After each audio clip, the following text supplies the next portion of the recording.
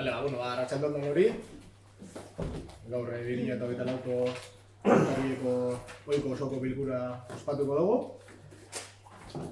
Gaurkoan 6 puntu dauz, eta hasiko gara lehenengo puntua baz, dala aurreko batzarreko akta onartzea. Ez dakit norbaitek badeko zerbait komentatzeko. Onartuta emoten dugu, eta pasatuko gara bigarren puntura. Bigarren puntuan bozkatu behar duguna da kale garbik eta zerbitzua esleitzeko proposamena. Propuesta para la adjudicación del servicio de limpieza viaria. Orduan, urrian, udalbatza honetan onartu den duzen esleipenera ateratzeko pleguak. IBT hauetan 3 enpresak aurkeztu dute beraien burua, prozesu honetan. Ondoren, mantenimendu teknikariak bere txosten teknikoa egin dau apur bat baloratzen, aspektu desberdinak, teknikoak zirenak, eta ondoren ze sobera irek izan, eta hor oferta ekonomikoak irakurri egin duzen. Eta, labur bilduz, enpresa bardinak aukin dauz puntu gehien atal bietan, hau da, atal teknikoan eta atal ekonomikoan. Traeko da lehenengo geratu den enpresa. Orduan, gartzen dugu udalbatza honetara proposamena beraiei esleitzeko. 5 urterako kontratu bat da, 3.318.000 euro inguru balioko dituena.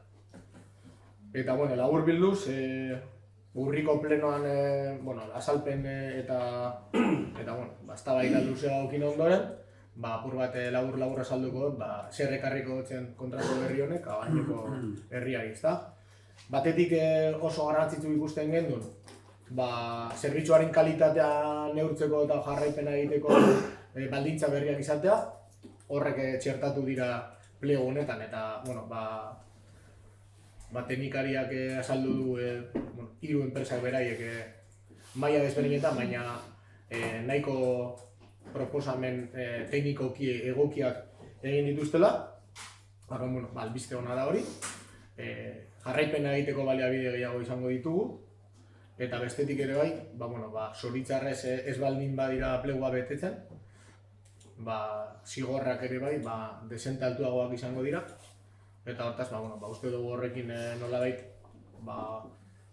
hobetu ahalko dela, ematen da kalitatearen, zerbitzuaren kalitatea. Bestetik be bai, zerbitzu gehigarri moduan edo bekuntza moduan sartzen dena da, batetik, gaur egun traina batean Astolan, bakarrik larun bat goizera arte garbitzen da herria, oso bi horiek, eta, laster, igandetan ere bai, batez ere jente gehien dagoen tokietan, horre bai garbitu egingo da.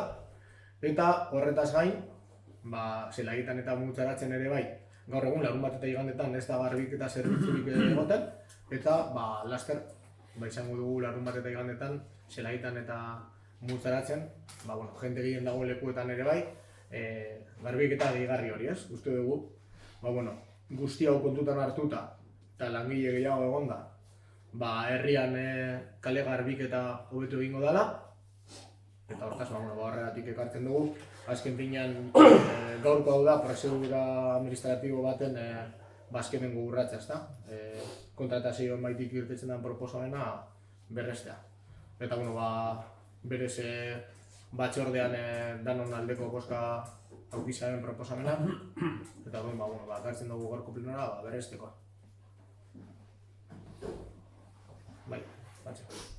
Sin más, como lo acaban de comentar, simplemente es un mero trámite. Ya hemos hablado de los pros, los contras que se ha hecho, los cambios que se han elaborado y simplemente votar y votaremos a favor. Vale, sondo. Gure boska aldekoa izango da. Hori bai, esan prozesu hau hasten dela 2022an, 2023ko aurrekontuak onartzen direnean, horre handitzen da partida. 780.000 eurotan, eta horrek ekartzen dau esleipenera martxan ipintzea eta orain prozesua amaitu egiten da, esleipena amaitu egiten da, adjudikazio honekin, eta, bueno, egin dugu berba gai honen inguruan beste pleno batzuetan bai, kontratazioa dela eta ez dela, gure ustez orduen murrizketa lehen proposamenetik eta guzti hori, baina, bueno, orain holan dau kontratua, eta, bueno, guk alde bozkatuko dugu, eta hori da esateko deko dana. Vale. No, pues nada, tenemos que decir, la propuesta que traemos a pleno es del equipo gobierno, por lo tanto, entonces nada más que... Vale, oso ondo, bueno, gai honetaz apur bat esan dudan moduan sakon batean urriko plenoan eztabaidatu gendu.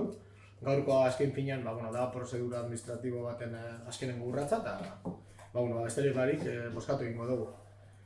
Aldeko bozkak. Vale, badanak izan diz aldeko bozkak. Orduan, pasatuko gara gaurko 3. puntura. 3. puntu honetan, portaera zibikoari buruzko Abadiñoko udal ordenantza aldatzea proposatzen dugu. Proposatzen dugu, 21. artikulu bat txertatzea. Decía que en este 3. punto lo que se propone es modificar la ordenanza municipal de comportamiento cívico del Ayuntamiento de Abadiño.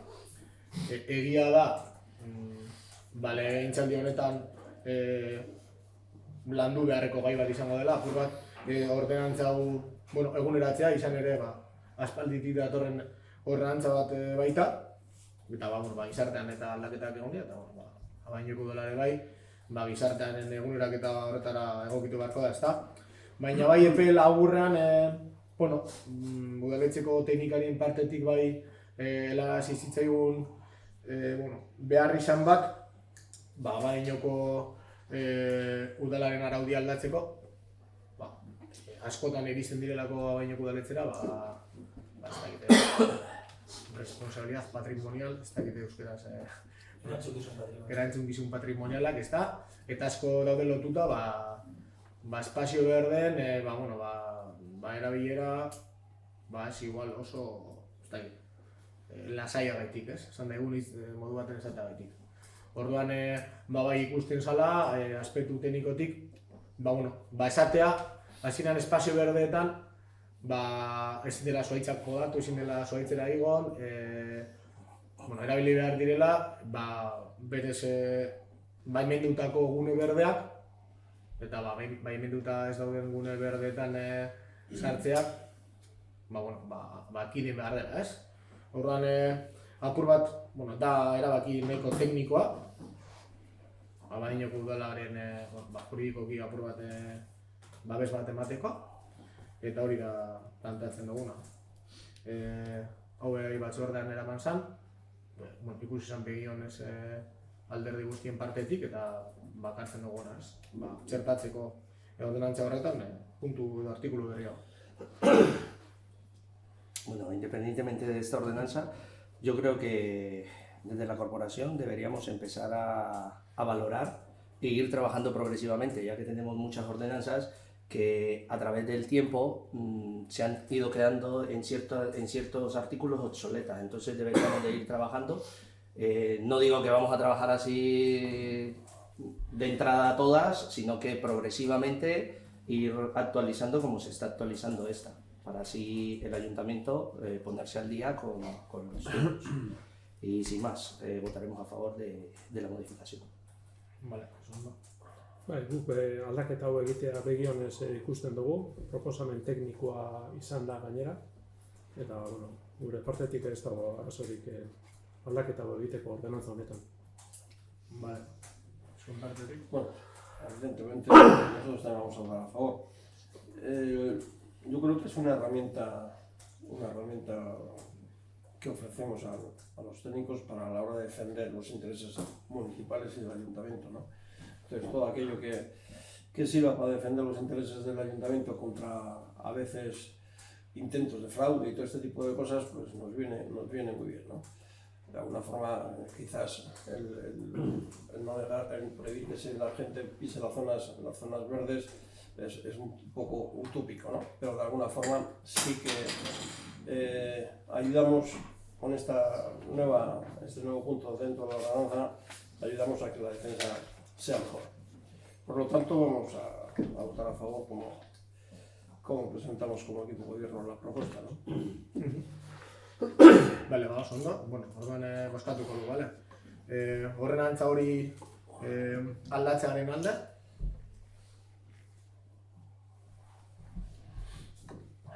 Bale, ba, bueno, pasatuko gara laugarren puntura.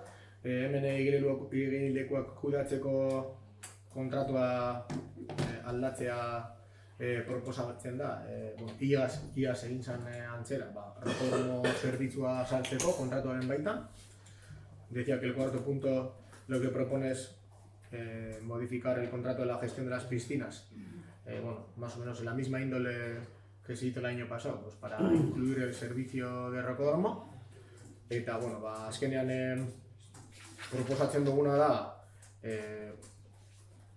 rocódromo zerbitzua 2024 urtean ere bai edatzea, uztailean eta abuztuan planteatzen da ez egotea zerbitzu hori. Ulertzen dugulako, eguraldi onarekin, batetik horrek laguntzen duelako kalean igual egitea jarduera hori. Eta bestetik egongo den, edo horre ikusita demanda bitxi egongo dela, apur bat 2 hilabete horretan ez ematea horre ikusten da, eta beste 10 hilabetetan bai. Planteatzen dela da, aste hartetan, aste azkenetan eta ostialetan lauteretatik 9 ematea zerbitzu hori, eta larun bat inean, 10 ordu bietara, nahiko hildo beretsuan. Landuta dago monitorea izango denarekin, bere burua proposatu du beran dagoen bitartean urtean zehar zerbitzu gehigarriak edo emateko, presio barruñaren barruan, kurtsillo desberdinak edo apur bat segun eta jenteak eskatzen duen maila bereko edo helburu desberdinako kurtsioak. Horren, bere momentuan kirol batzordean komentatu zen hau, danon partetik ikuste zen egokia zela kontratu hau egitea. Formalki urte berria danez, kontratuan aldaketa hau txertatu behar dugu. Berez, zerbitzu hori matagatik urtean 22.500 euro erabiliko ditugu. Badago ere bai kontu hartzailetzaren txostena esaten duena badagoela diru nahiko hau egiteko eta ez dagoela pegarik. Hori dena kontuan hartuta, akartzen dugu pleno honetara proposamena onartzeko. Bueno, referente al rocódromo, ya como lo acabas de comentar, desde el año pasado se ha hecho esta variación dentro del contrato. Es lo que tiene a la hora de tener una gestión de prestar servicio, que tenemos esa facilidad de crear este tipo de actuaciones, o sea, podemos aumentar, quitar, poner, y esa es la gestión que se lleva ahora desde la instalación deportiva. Y votaremos por supuesto a favor para dar un buen servicio y poder así utilizar el rocódromo, que durante muchos años ha estado quieto.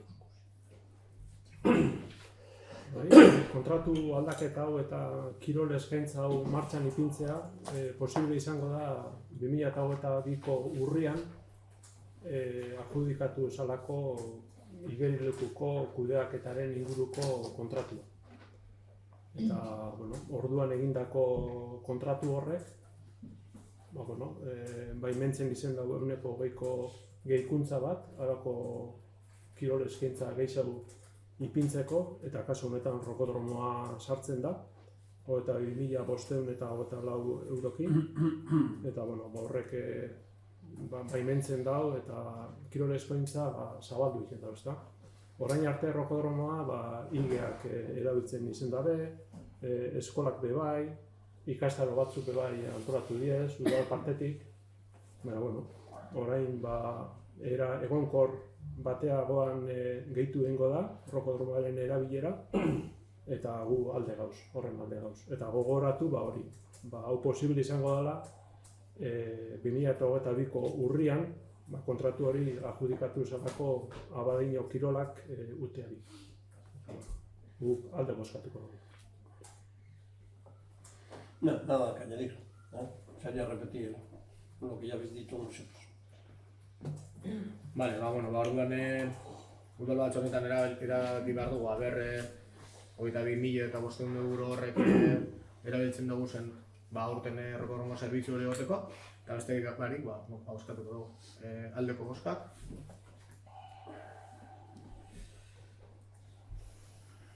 Vale.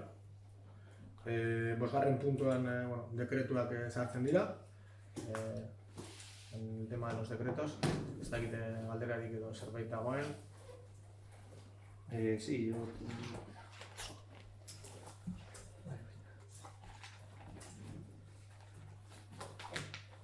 Justo en el decreto 2023-00755 y el 2023-00768. Todos los decretos de los 98 que están puestos, estos dos solamente están en euskera. Entonces pediría que, más que nada, porque si no me tocaría utilizar el Lens y... ¿Cuáles has dicho? El 2023 00755 y el 2023 00768.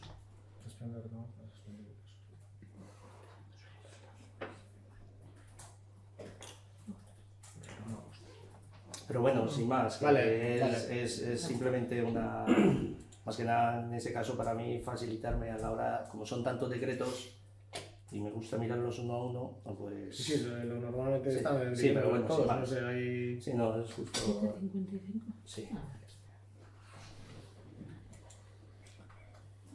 Es de las cosas esto, pero sobre todo aquí al final, esto. Ah. Yo lo traduzco con Lens, pero no me fío del Lens. Sí,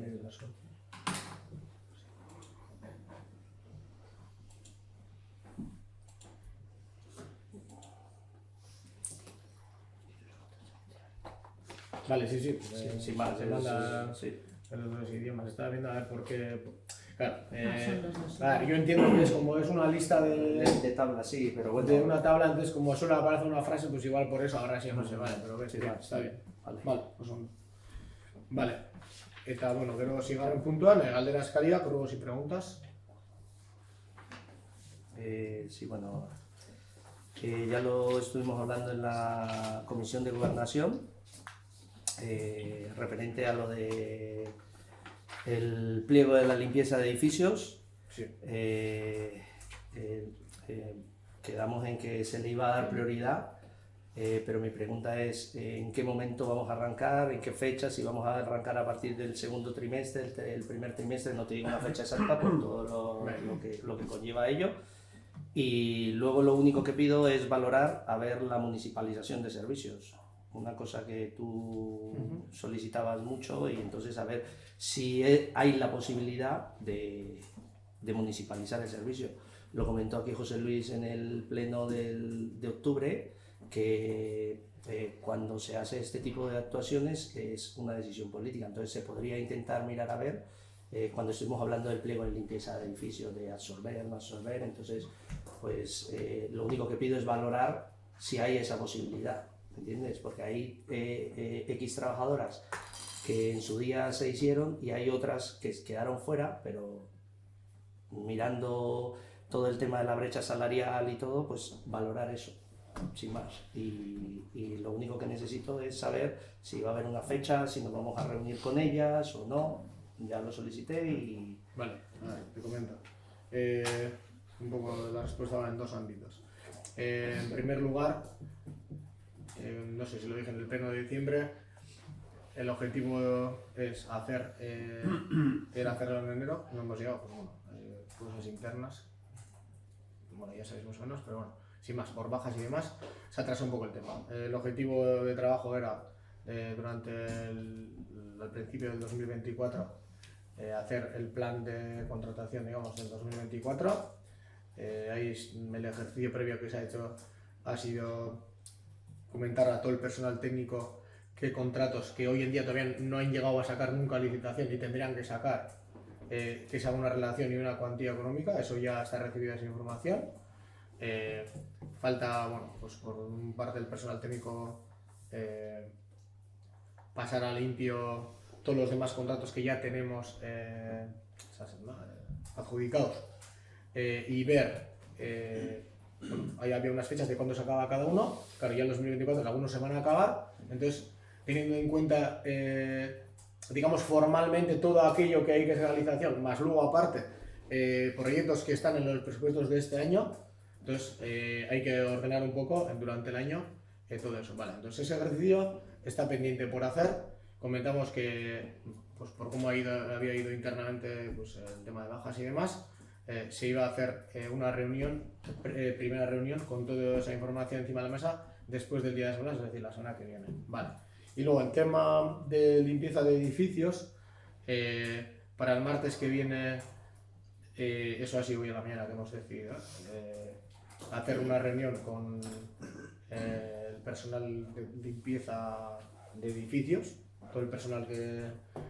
Porque la otra vez, no sé, creo que no estuvieron, no sé cuándo se hizo aquella reunión, pero no estuvieron representadas todas las, creo que son todas mujeres, las trabajadoras. Entonces creemos que es mejor hacer una reunión directamente con el personal, porque aquí no hay enlaces sindicales y tal, entonces es más limpio quedar con todo el personal directamente.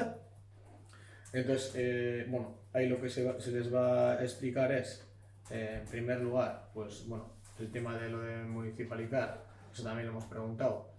Por la parte técnica nos han explicado pues, el tema de cómo iría, que el personal que hay hoy en día iría a la calle, entraría personal nuevo, pero luego judicializarían y entonces seguramente el ayuntamiento perdería el pleito y entonces habría que hacer unas indemnizaciones importantes.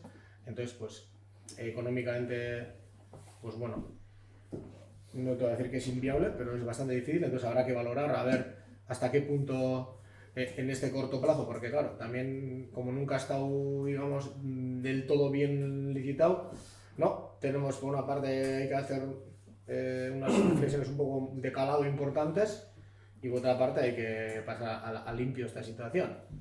Puede ser hacer un contrato no tan largo y en ese intervalo analizar realmente como institución a ver hacia dónde vamos.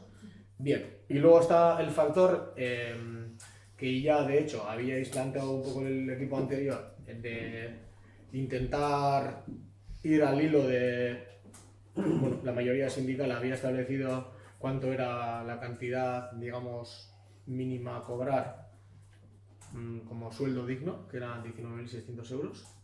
Hoy en día el convenio de ese sector está por debajo, pero sí que en algunas instituciones se ha tomado como base ese acuerdo de los sindicatos y por lo menos que ese sueldo esté en esos niveles. Incluso este año, ya 2024, actualizó con el IPC.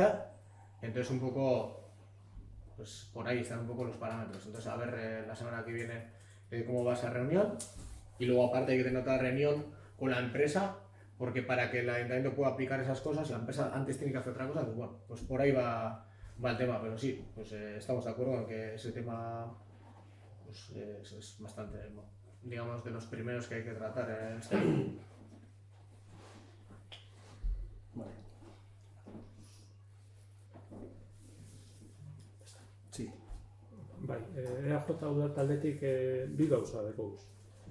Bata izango zen abenduko plenoan ja komentatu genuen gauza bat, hau da kontratu txikien taularen eguneratzea. Gaur egun ondino webgunean 2023ko martxoan amaitzen da kontratu txikien taula hori, eta bueno, ja pasatu die hainbat hilabete eta ondino eguneratu bari dau. Eta orduen bueno, ja abenduko plenoan ja eskatu genuen hori eta ja pasatu da hilabete eta erdi ise eta ondino eguneratu bari dau. Orduen hori eskatzen dugu, ez dakit dagokionari esaiotezu. Bai, hor esango da hori, eta ulertu nabenagatik, erantzun doztinagatik, ez dakit zerbait. Nik ez dut ikusten hori. Erantzun doztinagatik kontratu txikiena, segun eguneratzen edo eguneratuta, hori esan doztien, egia esan gero ni pertsonalki ez nasa sartuko egunean hori ikustera. Ni guntza sartu naiz. Baina hori alarazi hostien, orduen ez dakit ze pasako zan.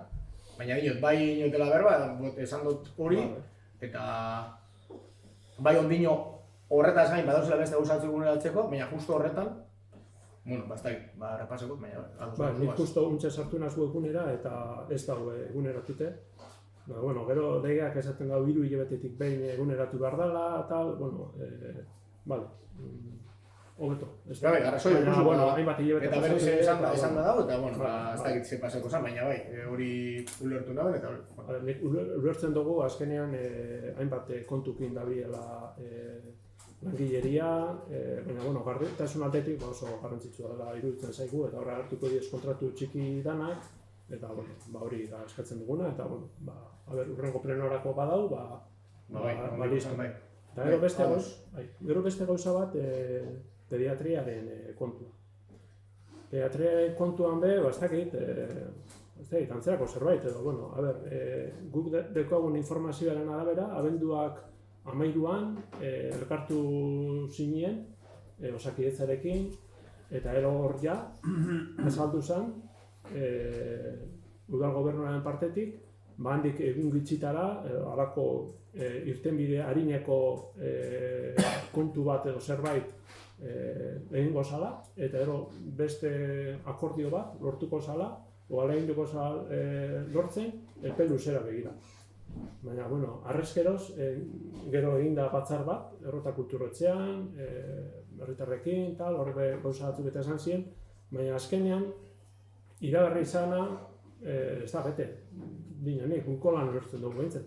Ze esan zen, irtenbide urgente bat bilatuko zala, pediatriaren inguruko arazo horreri, eta guk momentuz ez dugu ezer, ez dugu nobedaderik. Ez dakit zer da horren inguruen, edo zer esan albada, edo ez dakit. Bale, bueno, salduko txuta apur bat. Zer da, bueno, prozesu apur bat errepasatzeko, esan duzun moduan, matiran pediatriak zerbitzu emate zaben, esan dugun medikuet, zeberez pediatra esan, espezialidades. Baseko nolako formakuntza gehigarri bat pediatria zerbitzua manal izateko moduan edo, baina, bueno, berez medikoa zen, ez? Sobrautxara juntzan, horren berri haugin eta segiduan bertako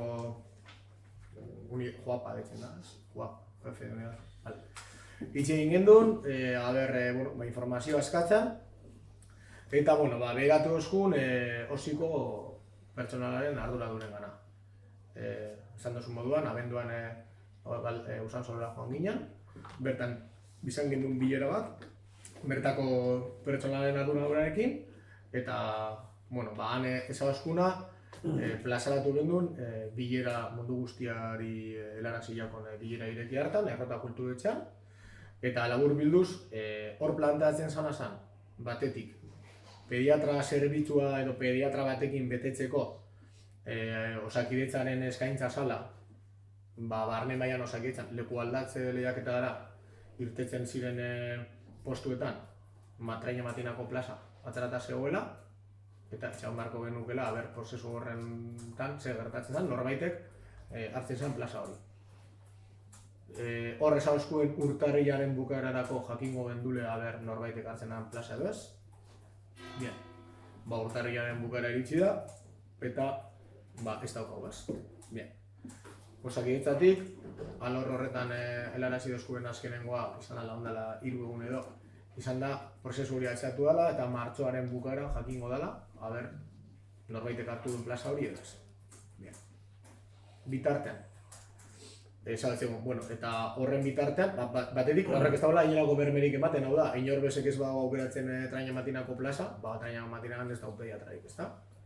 Guk ezagutzen guna Inoko herri moduan ez dugula kontzibitzen Traina Matinan pediatria zerbitzu egonkorrik ez ematea, eta gu joan ginela gara,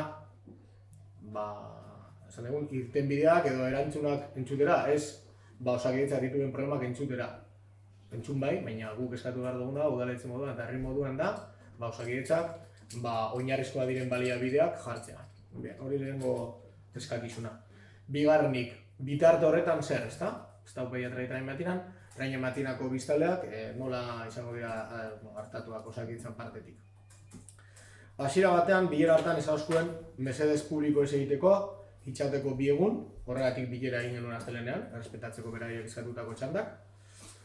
Eta planteamentua zala, bideratzea Traina Matinako danak zelaietako pediatraren gana. Horrek, evidentemente, ekartzen du kristoren gain karga, kupo maximotik ere pasatzen da, eta, bueno, ulertzen genuen horrek arazoak sortuko iztula eta bere horretan ezala geratuko. Bueno, esan beharra dago bai, bitarte horretan, herritarrak helarazi oskuena, nahiko egoera, ez da, txarrak edo grabeak, ez? Batetik, errebisioak bertan bera geratzen dira eta ez dakigu noiz izango diren. Bestetik, erizainak egin aldituen, pediatrako erizainak egin aldituen gauzak egiten dira batera, baina gero medikoak egin behar dituenak, pediatrak egin behar dituenak, beste herri batera ez dakigu noiz eta ez dakigu norekin. Horrek eman dira. Bitartean esan datzen, baina, ze gertatuko da, nola egingo dugu aurrera honekin, zelaietako medikoaren kupoa, dau sobrepasauta, guztia joaten badira ara. Zer egingo da? Ez, ari gara baloratzen, igual, kupoa bete arte, 5 urtera arte edo, gainera bizita gehien dituztenak, alik eta hurbilen eramatea, zelaietara, eta hortik gorakoak, zeitik gorakoak, banatzea apur bat, 150 Elorrio eta Zaldibar Berrizikoa, ezta? Hori adostu behar zuten langileekin. Bebai helarazi ziguten, ados ez baldin bazeuden langileak bere lan eskubideen gaitik, eta ez bakarrik lan eskubideen gaitik, azken finean ratio batzuk ipintzen direnean da, zerbitzu egoki bat emateko ratio horrek ulertzen direlako honena direla. Hortik gora, ez da bakarrik lan baldintzak ulertzen direla, baizik eta beste umeentzako ere bai, gainkarga horrekin, zerbitzu bat okertzen delako, ez? Planteatuzkoen baita aukera, ados ez badaude, kupoki pasatzen direnez, ez daukate derrigortasunik eta ezin diegu derrigortu umeak hartzera, eta orduan zer gertatuko da ume horrekin. Zelan hori egoera praktiko batera eman da, horrek zer esan nahi du. Adibidez, deitzen badiozu Osakidetzara, galetuko dizutela, zer dauka ez, alako bulto bat o grano bat eskuan adibidez, ez? Sukarra dauka, ez. Infektatuta daukan zantzuri dauka, ez. Ez etorri. Ez daukagu zerbitzurik. Bakarrik derrigortuta daudela, egoera urgenteak tratatzera da. Ja, sukarra heltzen denean, hori guztia, ezta? Apurat, ja, nahiko surrealistak hor planteatzen ziren aukerak. Baina apur bat, izan ditugun harremanak astero edo telefonoz bertako koordinatzaileekin bera behai momentu baten geratu zen apur bat goikoen zain, aber ze irtenbide ematen zitzaion behin-behineko gora honi.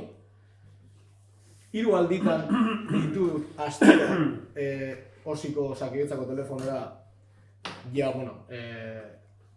bertako administraia ezagutzen daute, nire izenaren egin deitzen diat, hainbat alditan deituat, eta ez do jasotzen, bueltako deirik, azaten aber zer gertatuko da. Orduan, udaletxe moduan baloratu beharko duguna da, urgentziaz, formalki, idatziz eta behar den moduan bialduta, beste bilera formal bat, osiko ardura honekin, argitzeko, behin-behinan zer egingo den, baina argi eta garbi mundu guztia jakitzeko nola izango diren hartata, ze gaur egun gertatzen dena da, egun bakoitzean leku batera bialtzen dituztela.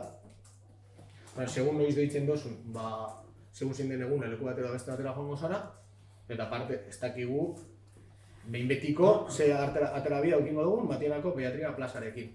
Eta gainera, aurretik izan dakoarekin konparatuta, 2 hilabete beranduago izango da. Orduan, evidentemente, Osakidetzaren jarduna, kasu horretan, pediatriaren kasuan, inorako ez da balizkoa, eta udaletxetik tokatzen seguna da, exigitzea, oinarrizko eta kalitatezko zerbitzu batzuk ematea Osakidetzatik. Hori da gaur egun dagoena. Orduan, ez dago, ez dago zertezarik eta ez dago irtenbide konkretorik ez behin-behinan ez betiko. Hori da helarazteko berez zehatza ezer. Prozesua hori. Nahiko korapilatzua gainera, ezta? Bai. Ez guk ez dugu besterik. Bai, hemen ulertzeko, danok egon garela ados, apur bat, gure herri zegoelako, eta... Bai. Gu presa da gauzue bai, laguntzeko, gainera zerbitzu hobetzeko, eta bai. Baina, karo, informazioa behar dugu bai. puntu honetara aldu gara, azkenien plenuen galdetu behar izan, ezta? Eta azkenean, otra kritika apurtxo bat, hori, ezta? Azkenean, ondala hilabete eta erdi iragarri izan udaletik asunto bat, eta hilabete eta erdi pasau, eta berririk ez, eta zerbitzua dagoen moduan egonda, neurriak hartu behar badira, neurriak hartu beharko dira. Baina behin iragarrizkero gauza bat, berrizei, medio guztietatik, bai komunikabideetatik, bai kanal guztietatik, erantzun egin behar da.